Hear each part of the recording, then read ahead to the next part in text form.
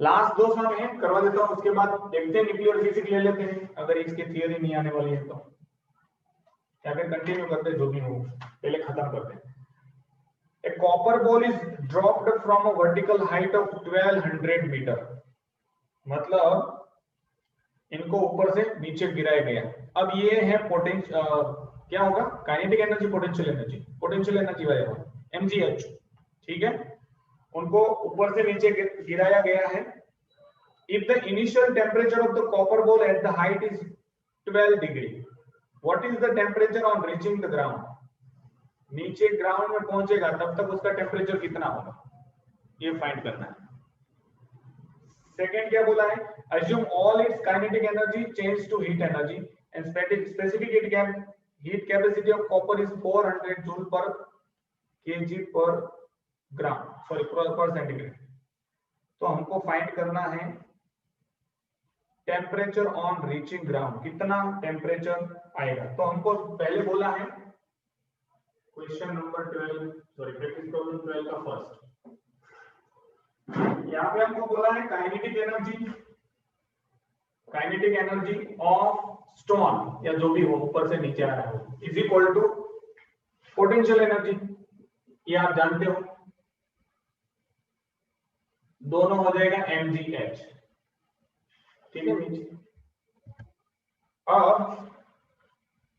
तो kinetic energy, potential energy, sir question समझाओ ना फिर से। ऊपर से पत्थर आ रहा है जिनकी हाइट 1200 मीटर है, 1200 मीटर ऊपर से पत्थर आया, नीचे आया। जब ऊपर से कॉपर बॉल था, पत्थर एक कॉपर बॉल है, जो ऊपर से नीचे गिरा, उस वक्त ऊपर जब था तब उसका टेम्परेचर था 12 degree Celsius. If the initial temperature of copper ball at the height is 12 degree, नीचे आएगा तो कितना टेम्परेचर हो जाएगा वो फाइंड करना है, कितना राइजिंग टेम्परेचर होगा। तो क्या होगा सर, काइनेटिक एनर्जी इधर चेंज टेम्परेचर हो रही है, कम होगा शायद। अरे फ्रिक्शन की वजह से नहीं बढ़ेगा क्या, फ्रिक्शन ले होगा। मुझे लगा उल्टा सर घटेगा, क्योंकि क्या नीचे आता है तो पवन नहीं लगता। वेरी गुड, हाँ बोलो दीप बोल। यहाँ पे काइनेटिक एनर्जी कहाँ है, तो हम काइनेटिक एनर्जी की फॉर्मूला यूज करेंगे ना, हाफ ऑफ mv स्क्वायर। ऐसा बोला है, क्या लिखा है पास पीछे, assume all its kinetic energy change to heat energy। Kinetic energy, potential energy नहीं है।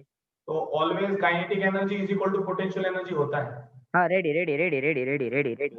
इसलिए मैंने लिखा काइनेटिक एनर्जी, स्टोन लिखा है, कॉपर बॉल समझो, तो उतनी देखो जितना ऊपर देखो, एक पेन है नीचे ग्राउंड पे पड़ी है, अब इसके पास जो भी है वो जीरो पोटेंशियल एनर्जी, जितना उसके ऊपर आप एनर्जी सप्लाई करोगे उतनी एनर्जी उसमें स्टोर हुई, जितनी ज्यादा हाइट होगी उतना उसमें ज्यादा आपने फोर्स लगाया होगा उसको उठाने में, वो सारी इसमें स्टोर हो गई होगी। जब आप इसको रिलीज करोगे तो वो नीचे जब आएगी तो वो काइनेटिक एनर्जी में कन्वर्ट हो गई, क्योंकि आपने जब उसको ऊपर उठाया तो ये पोटेंशियल एनर्जी में कन्वर्ट हो गए। या इससे बेहतरीन क्या होता है, एरो, वो एरो में क्या होता है, हम लोग खींचते हैं तो हम लोग इसमें स्टोर कर रहे हैं एनर्जी, जो स्टोर कर रहे हैं उस रबर में, जब रिलीज करेंगे तो वो एनर्जी कन्वर्ट हो जाएगी काइनेटिक एनर्जी। तो what kinetic energy is equal to potential energy. तो kinetic energy is equal to, मतलब जो भी हीट एनर्जी प्रोड्यूस होगी तो काइनेटिक एनर्जी जितनी है उतनी ही हीट एनर्जी होगी, मतलब जितनी काइनेटिक एनर्जी होगी। सर देखो तो अगर k इक्वल टू पी होता है, अभी हम k ही ले या p ही ले, क्या फर्क पड़ता है, तो हाफ ऑफ mv स्क्वायर नहीं ले सकते क्या? हाफ ऑफ mv स्क्वायर तो वेलोसिटी नहीं दी है, मास नहीं दिया है। अरे वेलोसिटी फाइंड कर सकते हैं ना, v square minus u square equal to 2as। वो डबल कैलकुलेशन क्यों करें जब आपको पता ही है, बहुत कॉम्प्लिकेटेड हो जाएगा।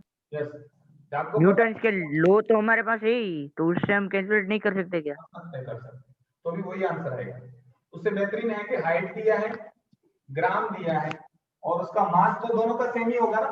ये जो ऊपर से मैं जो नीचे गिरा मतलब वो तो कैंसिल हो जाएगा।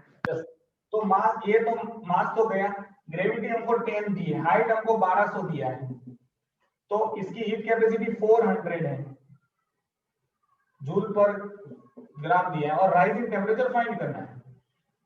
Theta r is equal to 10 into 1200 upon 400, 403 जा, तो आंसर आ जाएगा 30 डिग्री। 30 कैसे आया, कुछ गलत हुआ क्या? 30 बरोबर है, अरे परफेक्ट है। यहाँ पे 42 दिया है।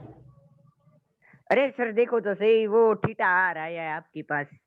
Okay okay okay. Rising temperature आया सर इक्वल ही आता है, मैंने करके भी देख लिया। काइनेटिक एनर्जी वो भी इक्वल आता है, v square minus u square equal to 2a से v स्क्वायर फाइंड हो जाएगा। ओके। अब इसका टेम्परेचर, राइजिंग टेम्परेचर 30 आया, जब वो 1200 मीटर ऊपर था तब उसका टेम्परेचर कितना था, 12 डिग्री सेंटीग्रेड। नीचे राइज हुआ 30, तो अभी उसका टेम्परेचर कितना होगा, 12 प्लस 30 42। वापस एक बार समझाऊंगा, थोड़ा सा आपको किसी को समझ में। एक बॉल ऊपर है, उसको नीचे रिलीज किया, तो फ्रिक्शन की वजह से kinetic energy change, sorry potential energy change होगी काइनेटिक एनर्जी में, और जितनी काइनेटिक एनर्जी होगी वो सारी की सारी हीट एनर्जी में कन्वर्ट होगी। इसीलिए बाहर से कोई भी अंदर आता है एटमॉस्फेयर में तो फ्रिक्शन की वजह से जल जाता है। चाहे मून जितना बड़ा पत्थर आ जाए अर्थ के सरफेस के अंदर, तो नीचे पहुंचते पहुंचते 1 किलोग्राम का बचेगा, बाकी सारा जल जाएगा। Because of all the potential energy is converted into kinetic energy. Kinetic energy मतलब heat energy due to the friction with air, वो गर्म हो जाएगा। अब ये कितना गर्म होगा, तो mass into heat capacity into rising temperature. तो जितना पोटेंशियल एनर्जी जितना ऊपर से आएगा उतनी उसमें पोटेंशियल एनर्जी ज्यादा होगी, उतना ही उसका हीट टेम्परेचर बढ़ेगा। तो अभी अब तक हम लोग पढ़ रहे थे कि जितना एनर्जी सप्लाई की है वो हीट राइजिंग टेम्परेचर में वो हीट एनर्जी में कन्वर्ट हो जाएगी। तो वो हीट एनर्जी मतलब mc थीटा r, उस बॉल का कितना हीट एनर्जी मिलेगा, mc theta r। Heat given due to the friction is mc theta r, और कितना फ्रिक्शन होगा या तो कितनी एनर्जी हो है mgh। इन दोनों को भी, दोनों का मास तो सेम ही है, क्योंकि वही बॉडी जो हम लोग कॉपर बॉल को उठाए हैं, जितना एनर्जी उसमें स्टोर हो गया है दैट इज mgh, और वो जब नीचे आएगा उतनी ही सप्लाई हम लोग कर रहे हैं heat energy to that same ball. तो दोनों का मास तो सेम है था, इसलिए मास कट हो गया। यहाँ पे फिर gh बचा, यहाँ पे मतलब specific heat into rising to temperature, फिर आप रखते हैं कि वैल्यू आंसर आ जाता है। 30 डिग्री आया, 30 डिग्री बढ़ जाएगा इसका टेम्परेचर, पहले 12 डिग्री था 30 बढ़ गया, मतलब कितना हो गया 42। क्लियर है सबको? यस यस चलो नेक्स्ट 12 का second.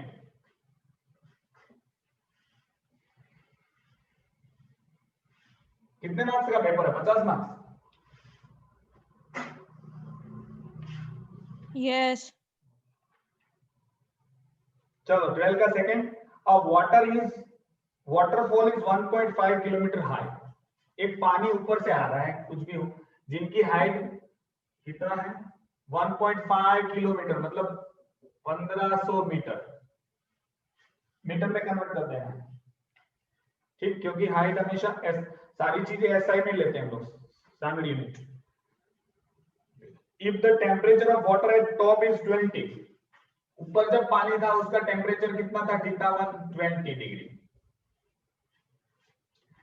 Find it temperature at the bottom, नीचे आया तो उसका टेम्परेचर फाइंड करना है, मतलब राइजिंग टेम्परेचर फाइंड करना है। सेम टू सेम है, assuming all the kinetic energy is converted into heat energy। ऐसा मानेंगे जितनी काइनेटिक एनर्जी होगी ऊपर 1500 मीटर ऊपर जो पानी में, उतनी सारी की सारी हीट एनर्जी में कन्वर्ट हो जाएगी, मतलब mc थीटा r। और वो अमाउंट ऑफ वाटर सेम है, तो ये गया। ग्रेविटी आपको पता है 10 है, हाइट आपको पता है 1500 मीटर है, इसकी हीट कैपेसिटी पानी की आपको पता है 4.42 by 10 है। तो राइजिंग टेम्परेचर इसको इस साइड ले लेते हैं, कितना है 4200 बोला है, सॉरी स्पेसिफिक कैपेसिटी बोला है इसलिए 4200 लेंगे। तो rising temperature is equal to 1500 into 10 divided by 4200। एक तो ये गया, एक ये जाएगा,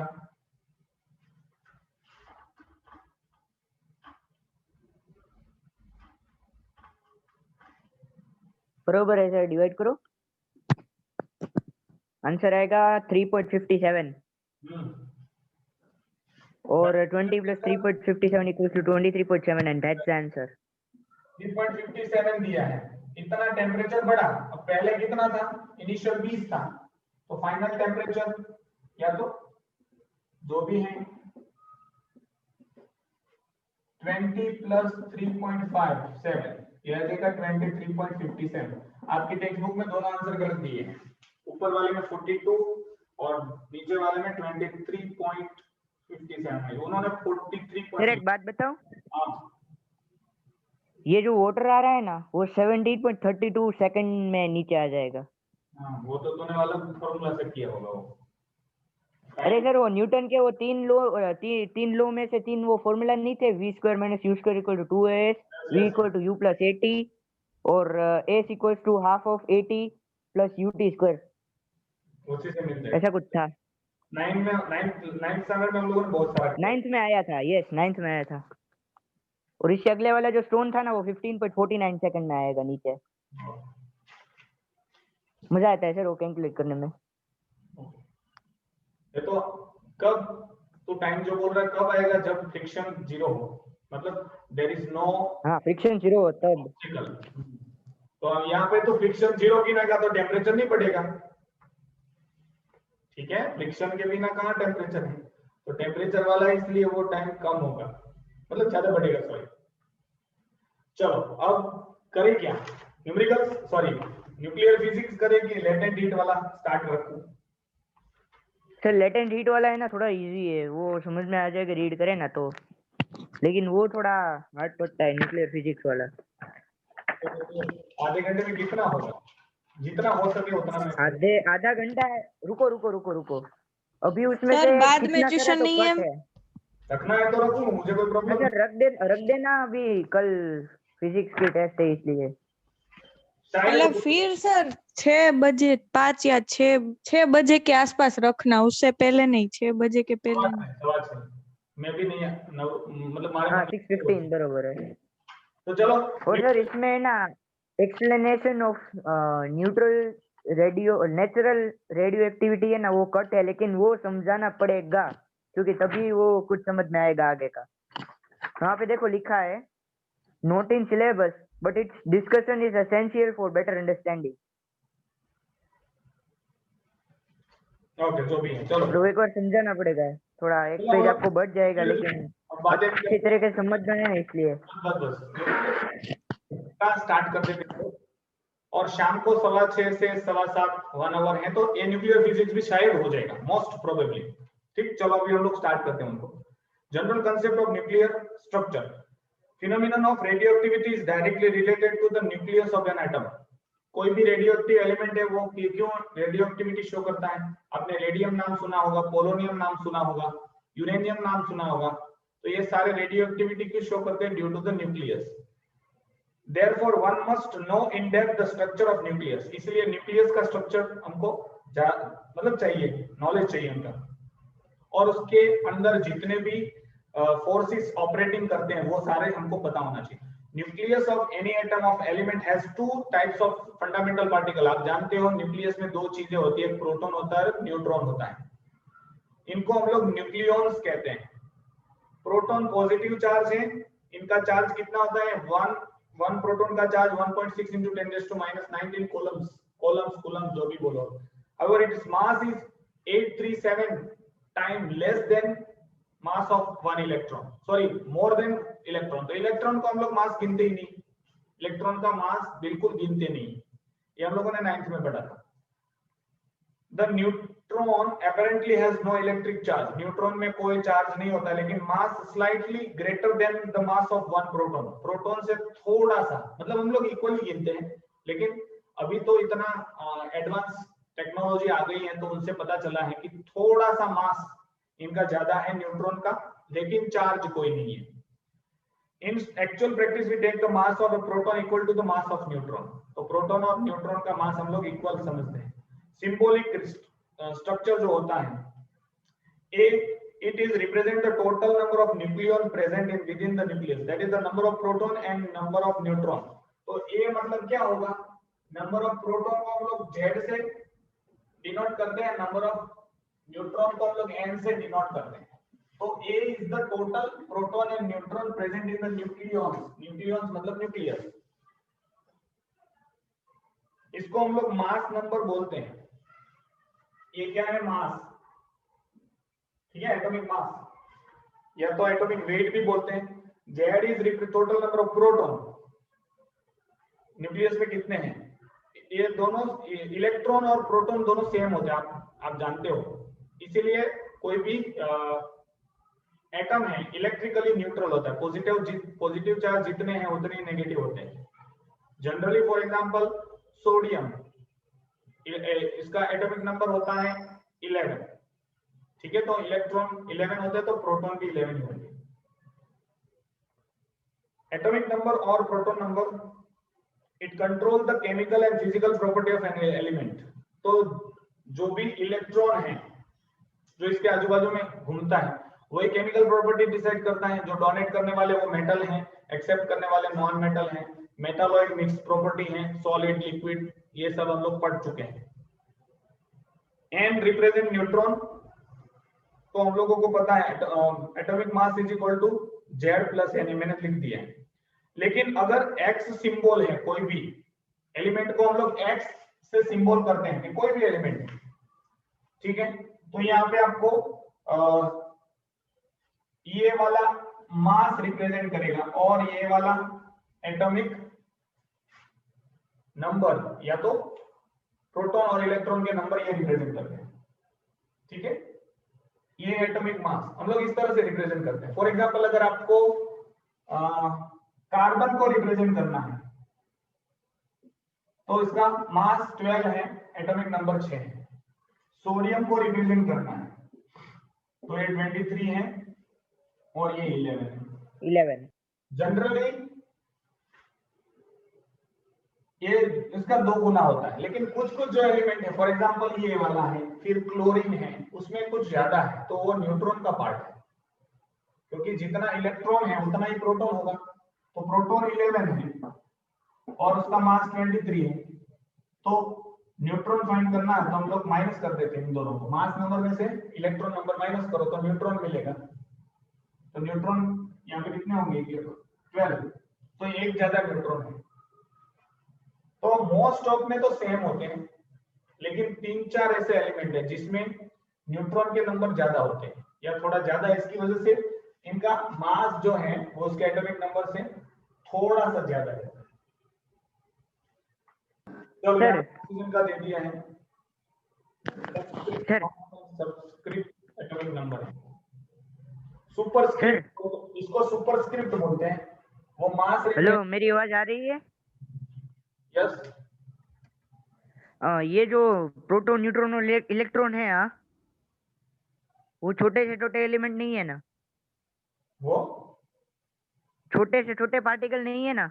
नहीं, मतलब इससे भी छोटे हैं क्वार्क्स। वो अभी हम लोग उनको नहीं, हम लोग तो मानेंगे छोटे में छोटे हैं, क्योंकि अब तक हमारी टेक्स्ट बुक में नहीं है। वो स्ट्रिंग थियरी भी ऐसा कहती है कि क्वार्क से भी छोटे से छोटी छोटी ऐसे स्ट्रिंग्स होती है। अरे फोटोन तक आ गए हैं। हाँ, फोटोन, वो अपना लाइट वाला। ओके, उसको अब इनको हम लोग ऐसा मानेंगे छोटे में छोटा है, इलेक्ट्रॉन, प्रोटॉन, न्यूट्रॉन। चलो जो अभी 10th में तो छोटा छोटा ही मानेंगे ना। Periodic table and its relation to atomic number, ये सिलेबस में नहीं लेकिन डिस्कशन जरूरी है, इसलिए मैं थोड़ा उसको फटाफट रीड कर रहा हूँ। कहीं पे जो नई चीज आएगी वो हम लोग डिस्कस करेंगे।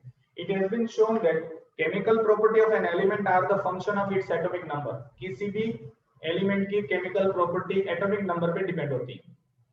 जो डोनेट करेगा इजीली, वो सब आप जानते हो, इसीलिए मैं इसमें डिटेल में नहीं जा रहा हूँ। On the basis of above observation, element have been arranged in the form of a table. तो 3 लोगों ने ट्राई किया था, ट्रायड, फिर वो ऑक्टेव, और फिर लास्ट में मेंडेलीव ने जो अच्छी तरीके से अरेंज किया है। तो इसी प्रॉपर्टी के बेस पे ब्यूबेरेनर और मेंडेलीव, यस, तो इसी प्रॉपर्टी पे एटॉमिक नंबर पे हम लोगों ने पीरियोडिक टेबल में एलिमेंट को अरेंज किया है। किसी को वो लॉ याद है, मेंडेलीव वाला लॉ? कौन सा सर, मेंडेलीव कौन सा? वो मेंडेलीव उसके एटॉमिक मास पे डिपेंड करता है, वो ऐसा है कुछ। Characteristics of any element depend on atomic number. ठीक, प्रॉपर्टी ऑफ इट्स क्या था, ऐसा कुछ था स्टेटमेंट। प्रॉपर्टी ऑफ मेंडेलीव का तो एटॉमिक मास नहीं था, नंबर, एटॉमिक नंबर पहले मास था फिर नंबर आया। Periodic property of any element is the product of its atomic number, ऐसा कुछ। नहीं सर, वो भी स्टेटमेंट नहीं है। स्टेटमेंट चाहिए तो मैं बुक लेके आता। नहीं, वो बात नहीं। As after some regular interval the element repeat their properties, ये हमको पता है हर 8 के बाद रिपीट होती है प्रॉपर्टी। पहला 8 मतलब जो भी एटॉमिक नंबर है 1 to 8, उसके बाद 9 नंबर हम लोग नीचे यहाँ पे प्लेस करते हैं, तो वो प्रॉपर्टीज पीरियोडिक टेबल में रिपीट होती है। First table given by shown the position of first 20 element on the basis of their atomic number. पहले 20 एलिमेंट को यहाँ पे दिखाया गया है, ठीक है, ताकि आपको पता चले, नीचे टेबल दिया है कि हाँ प्रॉपर्टी रिपीट हो रही है। पहला लिथियम है और फिर लास्ट में नियोन है, फिर वापस सोडियम उसके नीचे आता है। मतलब फर्स्ट ग्रुप में जितने भी हैं उनके सबके आउटर मोस्ट सेल में 1 इलेक्ट्रॉन है। ये वाला हम लोग पढ़ चुके हैं। हॉरिजॉन्टल कॉलम को हम लोग पीरियड्स कहते हैं, 7 पीरियड थे। सबसे छोटा पीरियड 1 था, एक एलिमेंट है, याद वो तो सब फर्स्ट चैप्टर में पढ़े केमिस्ट्री में। First period has 2 element, second and third period have 8 element. उस हिसाब से हम लोगों ने पीरियड्स जितने हैं उतने उसमें नंबर ऑफ शेल होते हैं, ये हम लोग पढ़े हैं। उसके बाद जो वर्टिकल कॉलम है उस ग्रुप्स कहते हैं, वो 18 होते हैं। First group of are hydrogen, फिर लिथियम, सोडियम, पोटेशियम। पहले ग्रुप में एलिमेंट के नाम हम लोगों ने पढ़ा था, क्या पढ़ा था हम लोगों ने? क्या, कौन सा? एलिने की रक्षा फरियाद, वो वाला। They have identical graded chemical properties. First group में जितने भी एलिमेंट है उसकी प्रॉपर्टी सेम है, लेकिन ग्रेडेड में है। ग्रेडेड मतलब पहले सॉलिड होंगे, या तो पहले लिक्विड, फिर गैस, लिक्विड, सॉलिड, या तो सॉलिड फिर लिक्विड फिर गैसेस। इस तरह से उसकी प्रॉपर्टी थोड़ी थोड़ी चेंज होती है।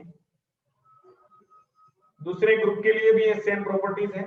It must be noted that a particular element has a definite place in the periodic table. हर एक एलिमेंट का एक फिक्स जगह है, which no other element can occupy. बाकी का कोई एलिमेंट उसकी जगह भरपाई नहीं कर पाएगा। Moreover, with the change in the number of proton in the nucleus of the atom, its character change completely. तो न्यूक्लियस में जो प्रोटॉन है उनका नंबर चेंज करो तो ऑटोमेटिकली प्रॉपर्टी चेंज हो जाएगी। Let us take the example of an sodium with atomic number 11। Sodium का हम लोग एग्जांपल लेते हैं जिसका एटॉमिक नंबर 11 है। If by some means we remove 1 proton, उसमें से हम लोगों ने एक प्रोटॉन निकाला, it will change to neon. ठीक है, प्रोटॉन निकाला तो नियॉन हो जाएगा, जिसका एटॉमिक नंबर 10 हो जाएगा, क्योंकि जितने न्यूट्रॉन होते उतने इलेक्ट्रॉन होते। तो एक प्रोटॉन निकाल, जितने प्रोटॉन होते उतने ही इलेक्ट्रॉन होते। एक प्रोटॉन निकालो तो उसका एटॉमिक नंबर कितना हो जाएगा, 10। सम बाय हम लोग एक ऐड करें, फॉर एग्जांपल 11, ये इलेक्ट्रॉन भी 11 है और प्रोटॉन भी 11 है। ठीक, अगर एक प्रोटॉन निकाले तो 10 हो जाएंगे, तो नियॉन जितना हो गया, उसमें ऐड करें तो 12 हो गया। तो ये किसके जैसा होगा, carbon, sorry magnesium, mass carbon का है। The above change are neither physical or nor chemical in nature. ये जो प्रोटॉन ऐड करना और प्रोटॉन रिमूव करना ना फिजिकल प्रोसेस है ना केमिकल प्रोसेस है। In fact we call them nuclear change. ये क्या है, न्यूक्लियस के अंदर चेंज हुआ है, इसलिए न्यूक्लियर चेंज है। Where the nucleus of element transmuted into another element, जहां पे एक न्यूक्लियस दूसरे न्यूक्लियस में ट्रांसम्यूट हो रहा है, मतलब चेंज हो रहा है, ट्रांजिशन हो रहा है, उनका बदलाव आ रहा है, ठीक है। इसीलिए उसको हम लोग यहाँ पे न्यूक्लियर फिजिक्स में पढ़ने जा रहे हैं। आइसोटॉप इंपॉर्टेंट डेफिनेशन है, जो भी आइसोटॉप है, आइसोबार है, इनकी डेफिनेशन पूछी जाती है। Isotope, Frederick Soddy found that there are some radioactive elements which have same chemical property but different in their atomic mass. Chemical property same है लेकिन सबका mass अलग-अलग है। From this it can be concluded that atomic number of such element is same and hence they must occupy the same place in atomic period. तो for example यहाँ पे हम लोग हाइड्रोजन के बारे में बात करेंगे, ऑक्सीजन का भी शायद दिया होगा एग्जाम्पल। तो आइसोटॉप ऐसे एलिमेंट हैं जिनका एटॉमिक नंबर सेम रहता है लेकिन मास अलग अलग होता है। फॉर एग्जाम्पल ये था हाइड्रोजन, प्रोटियम, फिर ये है ड्यूटेरियम, ये है ट्राइटियम। देखो एटॉमिक नंबर तीनों में सेम, लेकिन मास देखो इसका 1, इनका 2, इनका 3। तो प्रोटियम, ड्यूटेरियम एंड ट्राइटियम ऐसा है। However, we have already said that only one particular element can occupy one particular place in the periodic table. Since no explanation was available at that time, such elements were called isotope and given same place in the periodic table. हाँ, इनके तीनों के atomic number same है, तो इन तीनों का एक ही जगह है, दैट इज हाइड्रोजन का फर्स्ट। क्योंकि उस वक्त कोई इंफॉर्मेशन नहीं थी, इसलिए इनको उन्होंने क्या किसमें डाला, आइसोटोप्स में। In 1932 James Chadwick discovered neutron. Neutron का डिस्कवरी हुआ है, चैडविक ने किया है 1932 में। It was then realised that difference in mass number was due to the presence of extra neutron. इसमें एक प्रोटॉन है, एक इलेक्ट्रॉन है और एक न्यूट्रॉन जीरो है। इसमें देखो एटॉमिक इलेक्ट्रॉन एक है, प्रोटॉन एक है, न्यूट्रॉन जीरो है। इसका क्या होगा, इलेक्ट्रॉन एक है, प्रोटॉन एक है, न्यूट्रॉन एक है।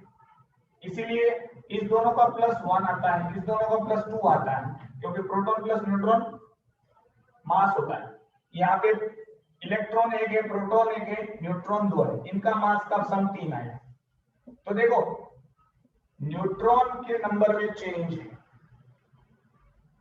तो डेफिनेशन आपको हमेशा याद रखनी है, आइसोटॉप्स, टॉप्स मतलब टॉप वाला चेंज, आइसोटॉप मतलब टॉप वाला चेंज, नीचे वाला सेम।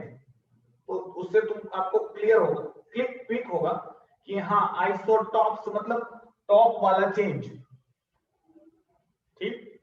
बाकी का तो बार में तो आपको नीचे वाला चेंज होगा। तो इनकी प्रॉपर्टी याद रखना, इसको पीरियोडिक टेबल में एक ही स्थान मिलेगा, इसके नंबर ऑफ न्यूट्रॉन में चेंज है, इसीलिए इनके मास अलग अलग आ रहे हैं।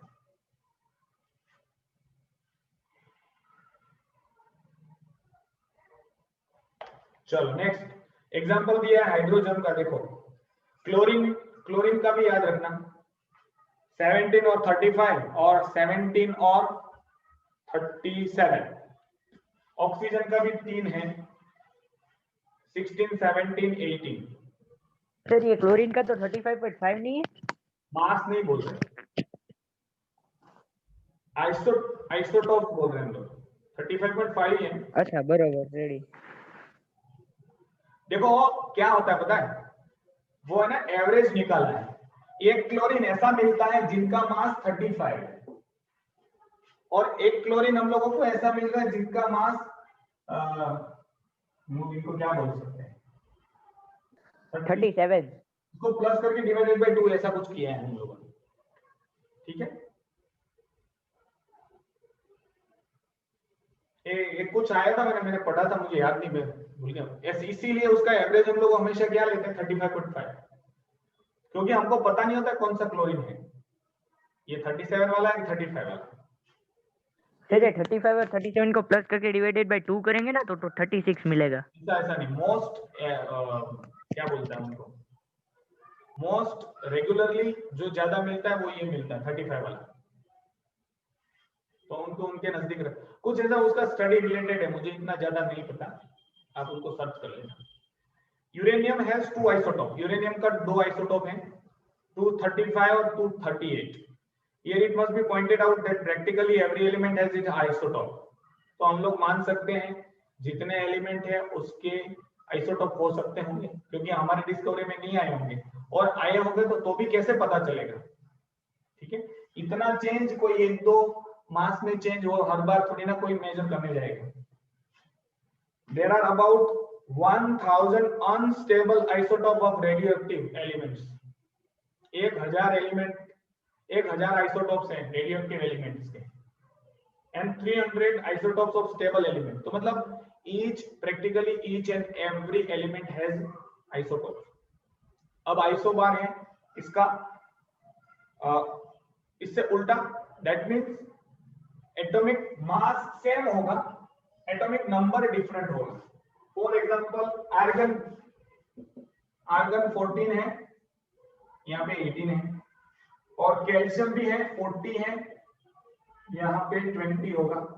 तो आप देखो मास दोनों का सेम है, एटॉमिक नंबर अलग अलग।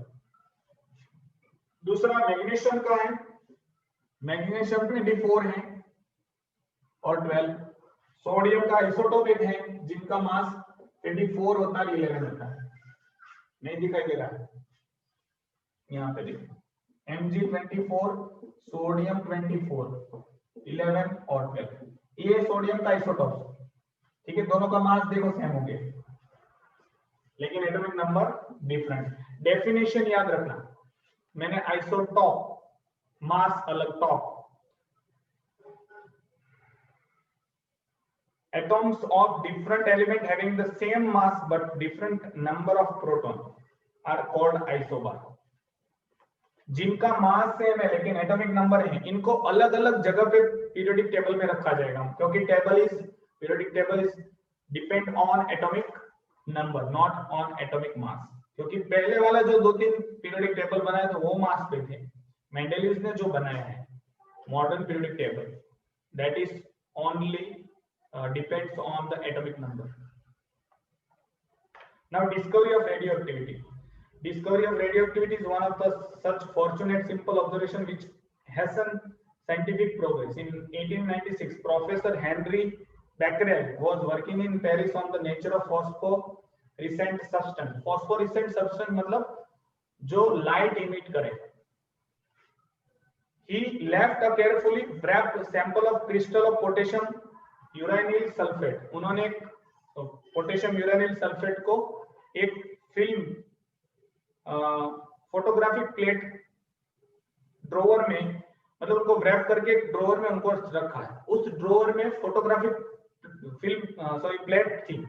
फॉर एग्जांपल हम लोग पुराने समय में जो फोटोग्राफी करते थे तो नेगेटिव्स आती थी, वो बोलते हैं, उनको हम लोग बोलते हैं फोटोग्राफिक प्लेट। मतलब ऐसा प्लेट और ऐसी सब्सटेंस जो लाइट से उसमें चेंज आ सकता है, इसी को हम लोग फोटोग्राफिक प्लेट बोलते हैं। इन टाइट थिक ब्लैक पेपर, उनको ने अंदर करके उस ड्रॉवर में रख दिया जिसमें फोटोग्राफिक प्लेट थी। जब वो आए तो फोटोग्राफिक प्लेट में कुछ डिजाइन उन्होंने बताया, देख लिया। His trained mind realized that it is an unknown phenomenon. उनको पता चल गया कि ये कुछ अननोन फिनोमिनन हुआ, हम लोगों ने तो उसको ड्रॉवर में रखा था और उसको भी रैप करके रखा है, फोटोग्राफिक प्लेट को और पोटेशियम यूरानिल सल्फेट को जो रेडियो एक्टिविटी शो करता है, दोनों को रैपिंग करके रखा था, तो भी फोटोग्राफिक प्लेट में कुछ इंप्रेशन आ गई। तो उन्होंने रियलाइज किया और उन्होंने बाद में देखा, he concluded that the photographic plates got exposed because of the invisible radiation given out by uranium metal present in the crystal. उस जो सब्सटेंस था उसमें यूरेनियम मेटल था, उन्होंने कुछ इनविजिबल लाइट रेडिएशन दी, इसकी वजह से फोटोग्राफिक प्लेट में चेंज आया।